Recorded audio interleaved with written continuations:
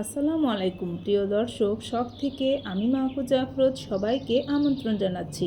আজকে আপনাদের জন্য হাজির হয়েছি খুবই মজাদার একটা শসা দিয়ে বোয়াল মাছের তরকারি রেসিপি নিয়ে। আর এই রেসিপিটা রান্না করার জন্য কিছু টিপসও থাকছে এই ভিডিওতে, সেই জন্য শেষ পর্যন্ত আমার সঙ্গে থাকেন। চলুন রেসিপিটা শুরু করা যাক। প্রথমে আমি এখানে কয়েকটা শসা বা ক্ষীরা যাই বলা যাক, সেগুলোকে আমি খুব ভালোভাবে ছিলে নিয়েছি। এখন বল মাছগুলো যেহেতু লম্বা লম্বা পিস, এজন্য তরকারিটাও আমি লম্বা লম্বা করে কেটে নিচ্ছি। আমি আজকে 4 পিস বল মাছ রান্না করব, সেজন্য এখানে 3টা শসা ব্যবহার করছি। আপনারা এখানে তরকারিটা আপনাদের পছন্দ মতো কমিয়ে বা বাড়িয়েও নিতে পারেন। চুলায় একটা প্যান বসিয়ে 2 টেবিল চামচ সয়াবিন তেল আর 2 টেবিল চামচ পেঁয়াজ কুচি দিয়ে দিলাম। পেঁয়াজ কুচিগুলো এখন কিছুক্ষণ ভেজে নিব। ক্ষীরা বা শসা রান্নার ক্ষেত্রে অবশ্যই কেটে চেক করে নিতে হবে। শসা বা ক্ষীরা তিতো থাকলে কিন্তু এটা দিয়ে তরকারি রান্না করলে আর খাওয়া যাবে না। পেঁয়াজটা আমার প্রায় হয়ে গিয়েছে। এখন আমি এখানে একে একে মশলাগুলো দিয়ে দিব। ধনিয়ার গুঁড়ো দিয়ে দিলাম 1 চা চামচ, মরিচের গুঁড়ো দিয়ে দিব 1/2 চা চামচ, আর হলুদের গুঁড়ো দিয়ে দিব এখানে 1/4 চা চামচ। জিরা বাটা দিয়ে দিচ্ছি 1 চা চামচ। শসার তরকারিতে কিন্তু মশলার পরিমাণটা খুবই কম ব্যবহার করতে হয়। মশলাটা বেশি হয়ে গেলে আবার তরকারির টেস্টটা কিন্তু নষ্ট হয়ে যাবে। অল্প পানি দিয়ে দিলাম। মশলাটাকে এখন ভালোভাবে কষিয়ে নিব।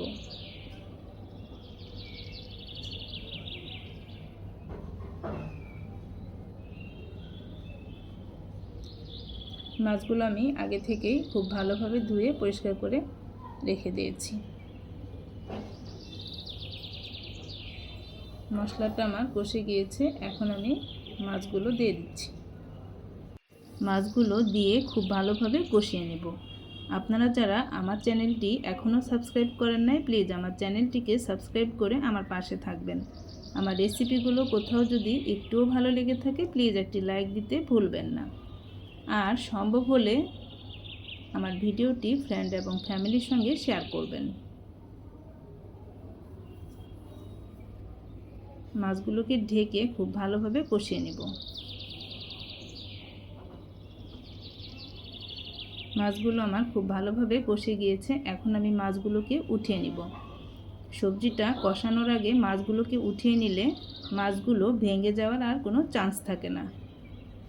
সেজন্য আমি মাছগুলো আগে উঠিয়ে তারপর সবজিগুলো দিয়ে কষিয়ে নিব। সবজিগুলো আমার দেয়া হয়ে গিয়েছে। এখন কিছুক্ষণ সবজিগুলোকে কষিয়ে নিব। আর এই সবজি খুব বেশি কষানোরও প্রয়োজন নেই। অল্প কিছুক্ষণ কষিয়েই ঝোলটা দিয়ে দেব। কষানো হয়ে গিয়েছে। এখন আমি ঝোল দিয়ে দিলাম। ঝোলটা আমার দেয়া হয়ে গিয়েছে। এখন আমি এখানে মাছগুলোকে দিয়ে দিব। আর মাছগুলো দিয়ে প্যানটাকে ঢেকে দিব। বলক আসা পর্যন্ত অপেক্ষা করব। বলক আসলেই ঢাকনাটা আবার খুলে দিতে হবে, না হলে তরকারির রঙটা আবার নষ্ট হয়ে যাবে। সেই দিকটাও কিন্তু লক্ষ্য রাখতে হবে। তরকারির কালারটা নষ্ট হয়ে গেলে কিন্তু টেস্টটাও নষ্ট হয়ে যাবে। সেজন্য বলক আসলেই খুলে এভাবে রান্না করতে হবে। এখন আমি এখানে 2টা কাঁচামরিচ ফালি করে দিয়ে দিলাম সুন্দর একটা ফ্লেভারের জন্য।